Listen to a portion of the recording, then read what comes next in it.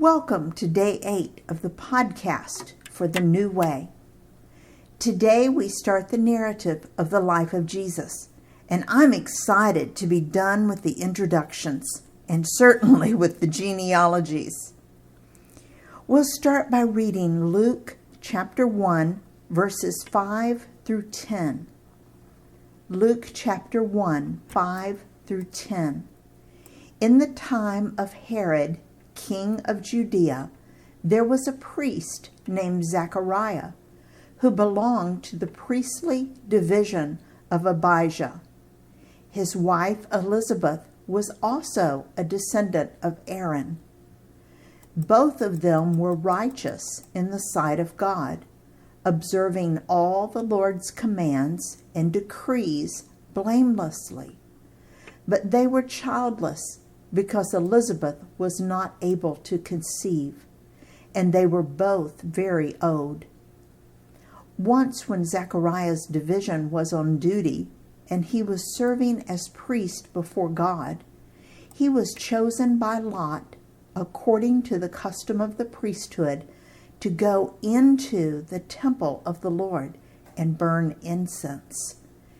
And when the time for the burning of incense came, all the assembled worshipers were praying outside. Note the details that Luke gives us about who was in governmental leadership and the details, very specific details, of Elizabeth and Zechariah's heritage. We learn that they were both from the line of Jewish priests. They were in a right relationship with God, obeying his commands. They were childless, and they were very old.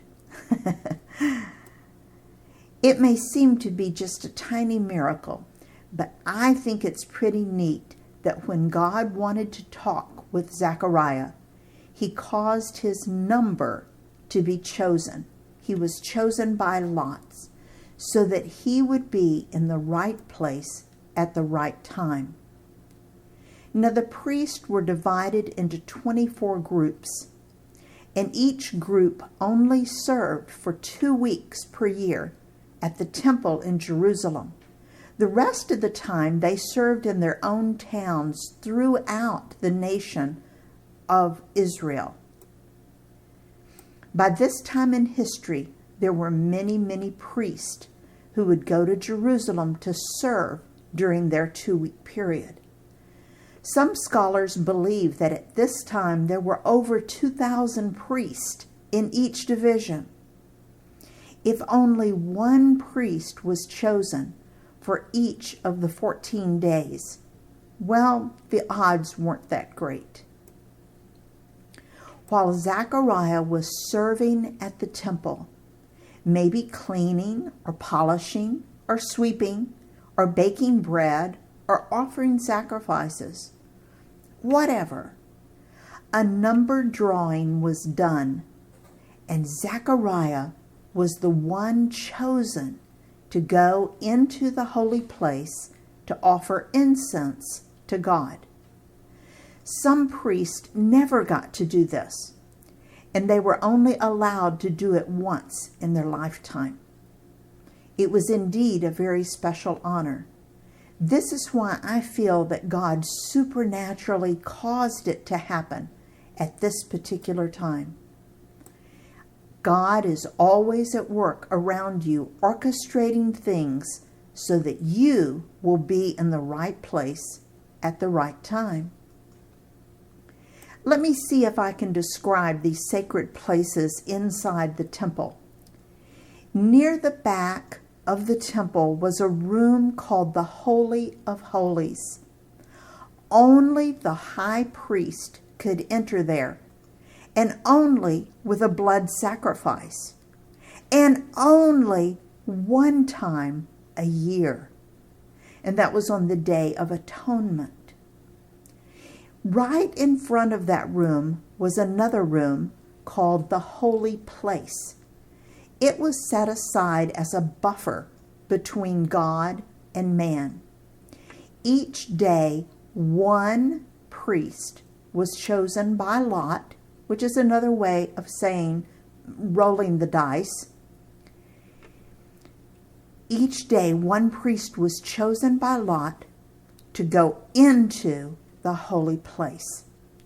Now, between the Holy of Holies and the holy place was a very thick curtain. Scholars disagree on the thickness of the curtain. Some say 3 inches thick, some say 6 inches thick, but it was thick. You think of a heavy, heavy theater curtain, we're talking about maybe, an inch and a half thick? This curtain was thick, and it stretched from the ceiling to the floor. The priest who was chosen to enter the holy place would first make his sacrifice for his personal sins and then enter the holy place. He would need to take a candle because it was dark, and he would burn some perfumed wood called incense and spend time in prayer, and then he would leave. It was indeed a holy place. No one could go into this room unless they were chosen for this task. It was such a special assignment, but it was also a most dangerous assignment. So dangerous that the priest began to sew little bells onto the bottom of their robes so that the people would know if they were still alive or dead. If the bells quit tinkling, the other priest would use a long shepherd's crook to reach in and pull the dead body of the priest out. Other records say that they tied a rope around the priest's ankle so that they could pull him out if he died. The other priest could not enter the holy place because they had not been chosen, so they invented these methods to retrieve the body if the priest didn't survive. Why do you think it was dangerous to enter the holy place? All the priest did is take some incense into the holy place table and pray for the people of Israel. So why was it dangerous? It was dangerous because God is holy. You can't come before God with sin in your heart. Before going into the holy place, each priest was to confess all his sins and make animal sacrifices for them. If he did this, he was fine. But if he failed to confess all his sins, or he was deliberately covering his sins and pretending they weren't really bad, God would strike him dead. It is serious business to come into God's presence.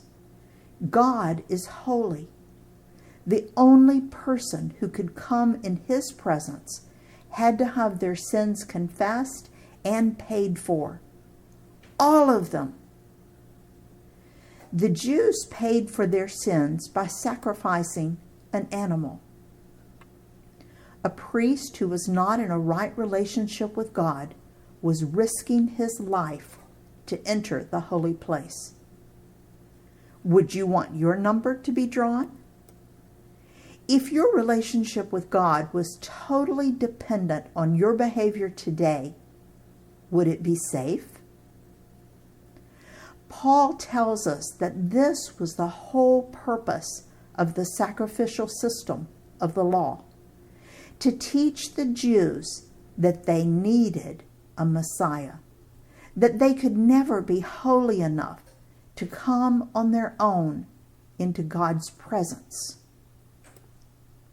We'll continue with Zechariah's story tomorrow. In his service, Dale.